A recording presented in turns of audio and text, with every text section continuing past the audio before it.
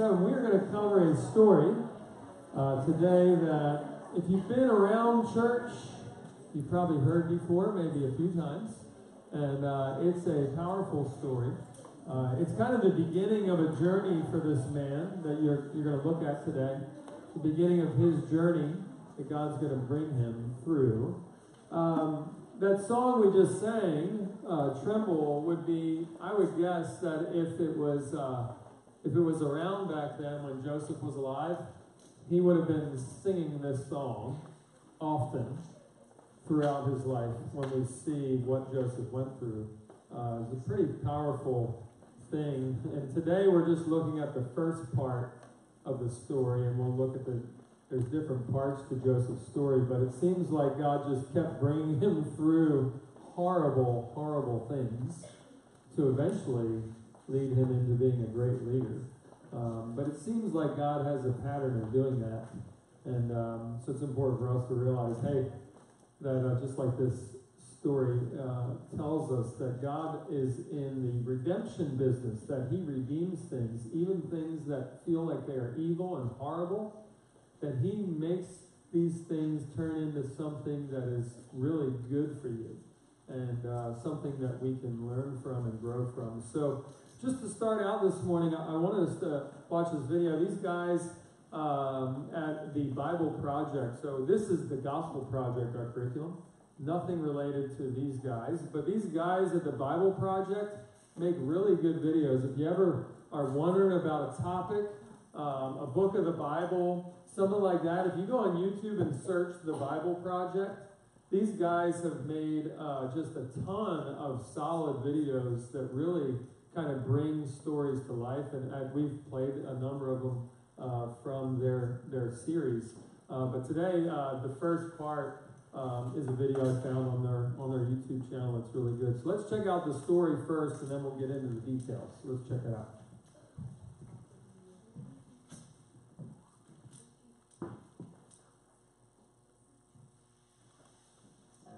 It's time for a Bible story.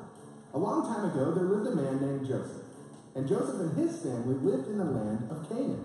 Canaan. I've heard that name before. Oh, isn't that the place with the really good chicken strips? No, that's Raising Cane's, and it's a restaurant. Canaan was a country, like thousands of years ago. Gotcha. So that's Joseph right there, huh? And I guess those are all the people that lived in his village? Actually, that's just Joseph's family. All of those people? Seriously? You bet. Joseph had a really big family. In fact, he had 11 brothers. Whoa, that would be awesome to have that many brothers. You could have your own football team, or 2 basketball teams, or 6 tennis teams. Okay, we get it. And actually, it wasn't all that awesome for Joseph. His brothers didn't like him at all. In fact, they kind of hated him. How come? Well, Joseph was his dad's favorite son. His father Jacob loved him like crazy. He thought he was the coolest, best, most awesome kid in the world. Aren't you not supposed to have a favorite kid? That's like parenting 101. Or at least just keep that on the down low, I'm clearly my mom's favorite kid, but you don't hear her blabbing about it all the time. Well, Jacob didn't keep it on the down low at all. He made it very clear that Joseph was his favorite son by giving him a special gift. Ooh, what'd he get? A solid gold Xbox? A diamond-encrusted fidget spinner? An Xbox made out of gold and diamond fidget spinners? No, because those things don't exist. His dad gave him a coat. What? That's kind of a lame present. It's like getting underwear for Christmas. Well, actually, back then, it was a pretty special gift. This coat had all these different colors, and the fabric was super nice. It was incredible. But of course, not everybody liked this coat that Joseph had. Let me guess, his brothers. Yep. When his brothers saw him get this nice coat, they got super jealous and extra mean to him. But then, something happened one day that made it a lot worse. What happened? Well, Joseph started to have some interesting dreams at night while he was sleeping. And these were different than any dreams that he'd had before. Classic case of the old weird dream, huh? Been there. One time, I had this dream that my hands were feet, and my feet were hands, and I had mouths on my knees. Yeah, I'm gonna stop you right there. That's super weird. Joseph's dreams were not like that at all, but they were still pretty interesting. One night, he dreamed that he and his brothers were working in the field collecting wheat, when all of a sudden, Joseph's bundle of wheat stood up tall, and the bundles that his brothers were collecting all bowed down to him. Whoa. I mean, that's a pretty weird dream. Well, at least he didn't have mouths on his knees. Yeah, you got me there. Another time, Joseph dreamed that the sun, the moon, and 11 stars all bowed down to him. I'm sensing a theme here. Something about things bowing down to Joseph. But what could it mean? Well, here's the deal. These dreams weren't just random. They actually meant something. And they came from God. God gave Joseph those dreams to tell him something, to show him that he had big plans for his life. So, what happened next? Well, after Joseph had those dreams, he told his family all about them. Probably not the best idea, dude. Your 11 brothers don't really like you. They probably don't want to hear a dream about them bowing down to you. Did it, make them mad? Oh, yeah. Like, really mad? Yup. So mad, in fact, that they actually started planning a way to get rid of Joseph. They thought about just killing him. Yikes. That escalated quickly. But then they came up with a way to get rid of him and make some money at the same time. Man, these guys are some serious jerks. No kidding. They all ganged up on Joseph, ripped off his fancy coat, and threw him in a well. Later, a caravan passed by and they pulled him out of the well. Oh, thank goodness. And sold him off as a slave. What? Come on, man. They laughed and counted their money as Joseph was carried off by the slave traders, headed for a life of backbreaking work in a strange foreign land. Man, that's rough. Then, to cover their tracks, they all made up a story to tell their dad. They took Joseph's fancy coat, ripped it to shreds, and put animal blood all over it. They showed it to their father and said that Joseph was killed by a wild animal. And he believed it? Well, yeah. Man, these brothers are just the worst. Never mind, I don't want to be on a football team with these guys. You ever scored a touchdown or really good play? They just try to kill you. I wouldn't be surprised. Jacob was heartbroken about Joseph. As far as he knew, his favorite son was gone forever. Man, this story has some seriously tough stuff. I thought you said that Joseph's life was going to be all special, but so far it's just sad and whatnot. You got to warn me next time. Well, just wait and see, because the story is totally not over yet. Yeah, Joseph's life started kind of rough, and honestly, it's not all smooth sailing from here. But even when his circumstances didn't look great, God never left him and still had an amazing plan for his life. So wait, that's not the end? Oh no. This story's just getting started. To be continued? Oh, I like those. Oh man, but now I gotta wait for the next part. You're good. Well played. Alrighty. So that's you can watch ahead if you want. TJ will be teaching next week to the second part. So Genesis 37, if you want to open there if you haven't yet. It's not on the screen, so you need to look with someone next to you, or start bringing your Bible to church. That might be a good idea for you to do, or something that you have scripture on would be wonderful. So, Genesis chapter 37. Look for someone next to you that might have the scriptures, or just listen well. So, Genesis 37 verse 3 says, "Now Israel loved Joseph more than any other of his sons, because he was the son of his old age. And he made him a robe of many colors, but when his brothers saw that their father loved him more than all his brothers, they hated him and could not speak peacefully to him. Now Joseph had a dream, and when he told it to his brothers, they hated him even more. He said to them, 'Hear this dream that I have dreamed. Behold, we were binding sheaves in the field, and behold, my sheaf rose and stood upright. And behold, your sheaves gathered around it and bowed down to my sheaf.' His brothers said to him, 'Are you indeed to reign over us, or are you indeed to rule over us?' So they hated him even more for his dreams and for his words. Then he dreamed another dream and told it to his brothers and said, 'Behold, I have dreamed another dream. Behold, the sun, the moon, and 11 stars are bowing down to me.' But when he told it to his father and to his brothers, his father rebuked him and said to him, 'What is the dream that you have dreamed? Shall I and your mother and your brothers indeed come to bow ourselves to the ground before you?' And his brothers were jealous of him. But his father kept the saying in mind." So it's kind of interesting when we come across this story. You have this specific story of, it starts with favoritism. And if you remember back in 2018, way back then, almost like a year ago, right? In 2018, we were talking about Jacob and Esau. Remember when Jacob tricked his father along with his mom? But also you see in the story, you see how Leah and Rachel, Leah wasn't his ideal choice for a wife. So he favors Rachel over Leah. And so you see a history in God's chosen people, the men who God chose to start the relationship as his chosen people. There's a lot of favoritism that exists here.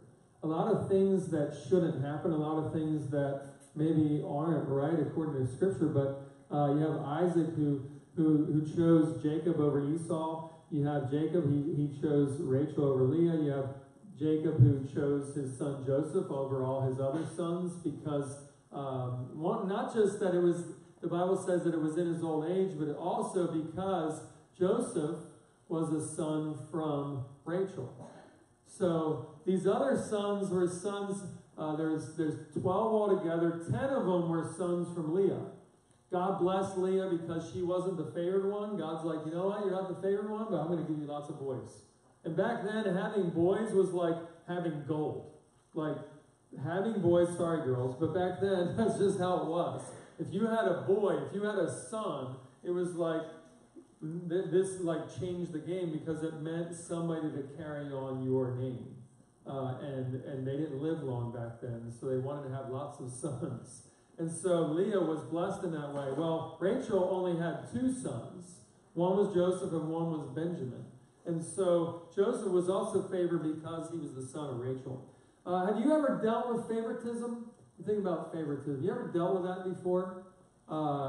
Maybe some of you are like, well, I am the favorite, so I'm cool. Like I see Morgan over there, Bankhead, she's like, oh, of course I'm the favorite in my family, right? She's just smiling because she's sitting next to her sister. But there's times in your life where there's favorites, right? And it may be by a teacher, it may be by a parent, unfortunately, it may be by a coach. That happens a lot in sports. There's coaches that get their favorites and they play them all the time, and then the other people sit and the rest of the team is like, I hate you because you get all the playing time, things like that. There's a lot of favoritism going on in Proverbs. You can see up there if you have a good sight. There's some scripture up there. The text is kind of small, but it says playing favorites is always a bad thing. You can do great harm in seemingly harmless ways. And so when it comes to playing favorites, it's never a good idea to do these things. And so we have some favorites and favoritism being played here. The next question I have is, how does that line up with what Christ modeled? What did Christ model when it came to people that maybe didn't fit in well, or people that maybe weren't the best at everything, or maybe wasn't what society would pick as the greatest? But Jesus says here, he gives this whole story about how the disciples were saying, I did this for you, I did this for you, and Jesus gives this list. And he's like, all right, when I was in jail, you didn't visit me. When I was naked, you didn't clothe me. When I was hungry, you didn't feed me. And when I was thirsty, you didn't give me anything to drink. Jesus lists this in a story. And the disciples were like, what are you talking about, Jesus? I've never seen you naked, right? I've never seen you without clothes. And if you wanted food, you just multiplied it. So I don't know what you're talking about there. And then we have water into wine. So what about being thirsty? I don't understand that either, right? And I've never seen you in prison either.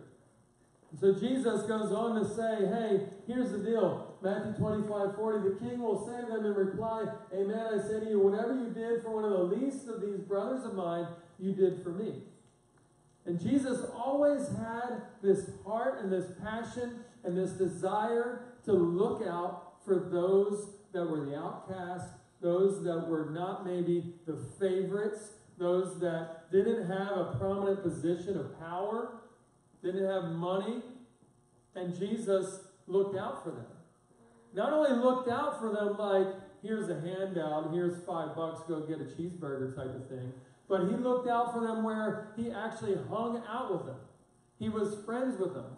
He would eat in their homes. It wasn't like a charity case for him. But instead, he didn't play favorites. Instead, he included everyone. And some of you in this room, you play favorites, and you need to learn a lesson from this story, that it's not a wise thing. It wasn't a wise thing for Joseph's dad to do this to his brothers. But it's kind of interesting. There's something that happens here in these dreams, and this is the beginning of Joseph being able to translate these dreams and help people understand dreams. And we'll see later in later weeks how this came to be an amazing gift that God gave him. So Joseph, he seemed like an arrogant young man, right? Here's a young man telling his brothers, you're going to bow down to me. And then not only does he tell his brothers that, but imagine you gather your family, including your mom and dad, and then they're in the room, and you say, oh yeah, mom and dad, you're going to bow down to me too. What is wrong with you? Well, that's what was represented by the sun and the moon. His mom and dad were represented along with the 11 stars, which are his brothers. And so it's interesting that it says here that Israel, his dad, who helps us understand that his name was changed to Israel, Jacob's name was changed to Israel, but it helps us see that at the end it says that he actually considered these words. His dad was like, there's got to be something to this. It doesn't say that he went into this great understanding of wisdom, but it just says his father kept the saying in mind. It's kind of interesting that he did that. So, Joseph's brothers, they were blinded by jealousy. If you look in verse 18, if you jump down there to 18, here's the response of his brothers. They saw him from afar, and before he came near to them, they conspired against him to kill him. They said to one another, here comes this dreamer. Come now, let us kill him and throw him in one of the pits. Then we will say that a fierce animal has devoured him, and we will see what will become of his dreams. They're like, he'll get his, right? We'll see what becomes of his dreams. Yeah, I'm going to bow down to him. He's going in this pit, right? And so you see this anger and hatred and jealousy that is developed within them. Verse 21, but when Reuben heard it, he rescued him out of their hands, saying, let us not take his life. And Reuben said to them, shed no blood. Throw him into this pit here in the wilderness, but do not lay a hand on him, that he might rescue him out of their hand to restore him to his father. So when Joseph came to his brothers, they stripped him of his robe, the robe of many colors that he wore, and they took him and threw him into a pit. The pit was empty, there was no water in it.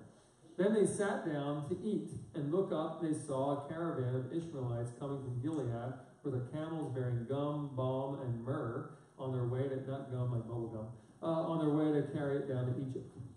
Then Judah, another brother, said to his brothers, what profit is it if we kill our brother and conceal his blood? Come, let us sell him to the Ishmaelites, and let not our hand be upon him, for he is our brother, our own flesh. And his brothers listened to him. Then Midianite traders passed by, and they drew Joseph up, and lifted him out of the pit, and sold to the Ishmaelites for 20 shekels of silver. They took Joseph to Egypt. So here they are in their jealousy. It's kind of an interesting observation we can make here, that unchecked jealousy in our life can lead to us doing unimaginable things. When you let jealousy take over your mind and your heart, you will do things that you never thought you had the capability of doing. You will sin in ways that you're like, wow, I can't believe I just did that. And at this point, his brothers never imagined like selling their brother into slavery. I mean, come on, they're brothers. But what drove them to this was this extreme hatred and jealousy, and the arrogance of Joseph to say these things just fed the fire of jealousy. So it's important for us when we have jealous thoughts come into our minds. We see this girl succeeding somewhere, or maybe she in your mind is prettier than you, or she looks better at this dance or whatever, or this guy, you're in on a team and he's excelling and maybe scoring all the touchdowns, or being the one that gets all the attention, or maybe even in your own home you have a sibling like that. These jealous thoughts are seeds that can grow. And the important thing for us when these jealous thoughts come are to crucify them, just like Jesus was crucified on the cross. This sin needs to be crucified. This sin needs to be dealt with so that it doesn't feed. It's like, it's kind of like this.